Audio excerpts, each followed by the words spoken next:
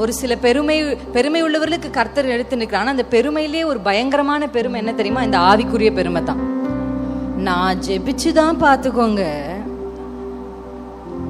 அப்படின்னு சொல்றது. இந்த ரொம்ப ஆவிக்குரிய பெருமை நமக்கு என்ன பண்ணிடவே கூடாது, வந்துடவே கூடாது. ஹல்லேலூயா.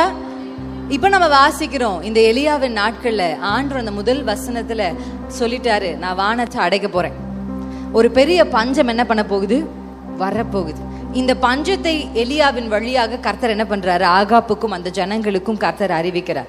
அவர் வானம் அடைக்கப்படணும் நான் முடிவு பண்ணிட்டேன்னு சொன்ன உடனே எலியா, நம்ம யாக்கோபின் புத்தகத்தினுடைய 5ஆம் அதிகாரத்துல நம்ம வாசிக்கிறோம் அவருடைய ஜெபம். நான் உங்களுக்கு சொல்றேன், ஜெபம் பண்ணுகிறதுன்றது ஒரு பயங்கரமான விஷயம். யார் வேணாலும் ஜெபிக்கலாம். ஆனா ஒன்று நல்லா தெரிஞ்சுக்கணும், தேவ சித்தத்தின்படி ஜெபிக்கிற ஜெபங்கள் எப்பொழுதும் பதில் கிடைக்கும்.